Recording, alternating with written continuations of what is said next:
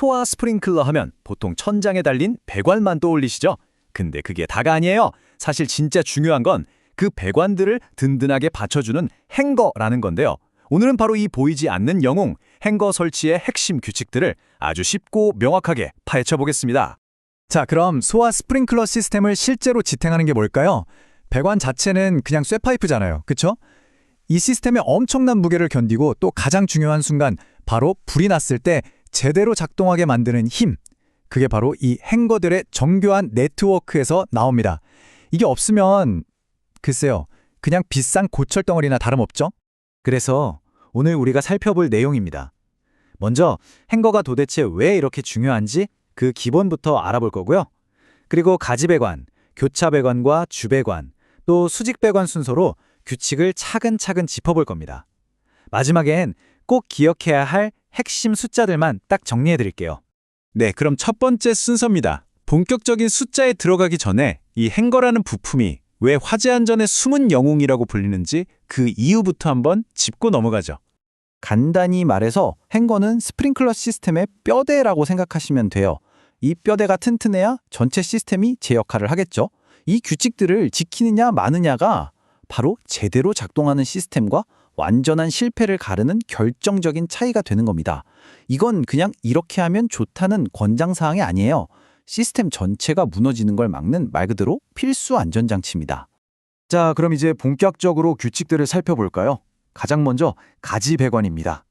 이름 그대로 스프링클러 헤드들을 직접 연결해주는 마치 나뭇가지처럼 뻗어나가는 배관들이죠. 규칙은 아주 명확해요. 보세요. 스프링클러 헤드가 여기 하나, 저기 하나 있죠? 그럼 그 사이에는 무조건 행거가 하나 이상은 들어가야 합니다. 그런데 만약에 이 헤드 사이 거리가 너무 멀다? 3.5m가 넘어간다?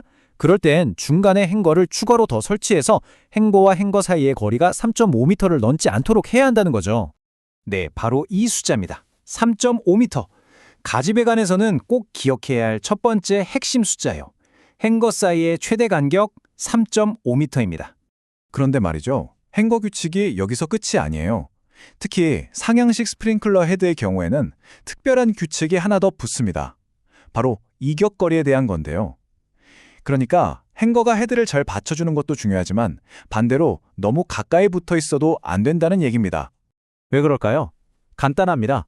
상향식 헤드 바로 옆에 행거가 딱 붙어 있으면 물이 뿜어져 나올 때 그 행거가 장애물이 될 수 있거든요. 물이 골고루 퍼지는 걸 방해한다는 거죠. 그래서 최소한 8cm의 공간은 확보해줘야 합니다. 자, 이게 가지배관의 두 번째 핵심 숫자입니다. 8cm. 상향식 헤드와 행거 사이의 최소 이격거리 8cm. 꼭 기억하세요. 좋습니다. 가지배관 규칙을 살펴봤으니 이제 이 가지배관에 물을 공급해주는 더 굵은 배관, 바로 교차배관과 주배관으로 넘어가 보겠습니다. 우리 몸의 동맥 같은 역할을 하는 배관들이죠. 여기선 규칙이 어떻게 달라지는지 한번 보시죠. 기본 원리는 같아요. 배관과 배관 사이에는 행거가 하나 이상 있어야 한다는 거. 하지만 이 교차배관이나 주배관은 가지배관보다 훨씬 크고 튼튼하잖아요. 그래서 행거 사이의 간격을 조금 더 넓게 잡아도 괜찮습니다. 규정에서도 그걸 허용하고 있고요. 그래서 이 시스템의 주 동맥 역할을 하는 배관들의 최대 행거 간격은 바로 4.5m입니다. 가지배관보다 1m 더 길어졌죠? 자, 이렇게 비교해보니까 그 이유가 확실히 와닿죠? 상대적으로 얇은 가지배관은 최대 3.5m 간격으로 좀 더 촘촘하게 지지해주고 더 굵고 무거운 교차배관이나 주배관은 최대 4.5m 간격으로 지지해주는 겁니다. 아주 합리적이죠? 자, 이제 좀 특별한 경우를 하나 볼까요? 바로 수직배관에 대한 규칙인데요. 간단하지만 아주 중요한 내용입니다. 정확히는 수직배수 배관에 대한 건데요. 말 그대로 시스템 안에 물을 빼낼 때 쓰는 배관입니다. 점검이나 수리를 할 때 물을 쫙 빼야 하잖아요. 그때 물이 막힘없이 시원하게 빠져나가려면 이 배관이 너무 가늘면 안 되겠죠. 그래서 최소 굵기가 정해져 있습니다. 규칙은 아주 간단해요.